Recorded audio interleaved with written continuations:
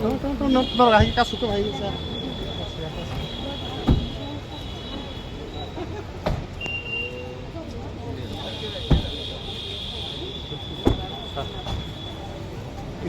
Yeah.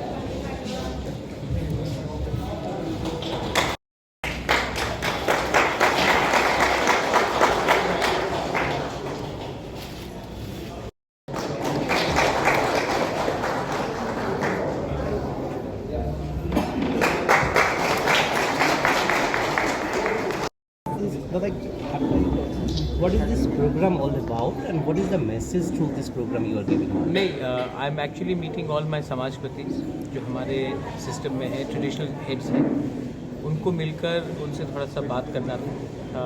पिछले 2 महीने में इलेक्शंस बहुत हुआ है तो टाइम नहीं मिला है।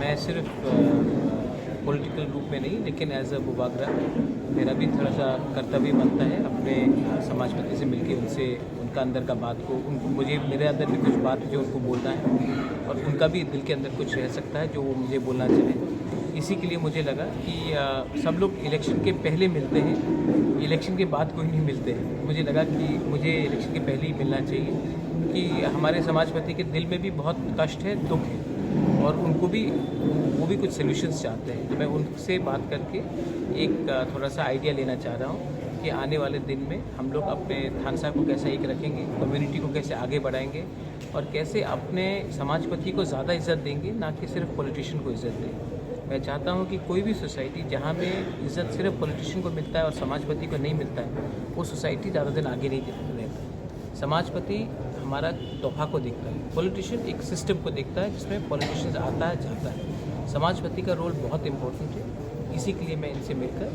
इनका व्यू लेना चाहता हूँ क्योंकि हमारा एंड रिजल्ट कॉन्स्टिट्यूशनल सोल्यूशन है और कॉन्स्टिट्यूशन का कोई सोल्यूशन नहीं होगा जब तक गांव में जो हमारे समाजपति है उनका सोल्यूशन नहीं हो, हमारी कम्युनिटी का सोल्यूशन। सर और एक चीज़ है कि अभी इलेक्शन के बाद काउंटिंग का टाइम आ गया और across the state election commission has taken an initiative for peace and tranquility. Since you are also meeting this leaders through them do you spread that message? हमारे समाजपति ने आज तक कभी भी नहीं बोला कि वायलेंस करो। वायलेंस करने वाले तो पॉलिटिशियंस होते हैं, पॉलिटिकल पार्टीज होती हैं। समाजपति का कभी भी रोल नहीं रहा कहीं में भी वायलेंस के। कभी भी मैं आपके टेलीविजन के थ्रू, आपके चैनल्स के through I would like to say that 2 तारीख को शांति होना चाहिए। रिजल्ट कुछ भी हो, त्रिपुरा में भाई भाई को नहीं मारना चाहिए और परिवार या कोई संपत्ति किसी का डिस्ट्रॉय नहीं होना चाहिए। हमारा छवि अच्छा रहना चाहिए और ये इलेक्शन ख़त्म हो चुका है। अब हमें हिंदुस्तानी बनकर, इंडियंस बनकर, त्रिपुरावासी बनकर आगे चलना है।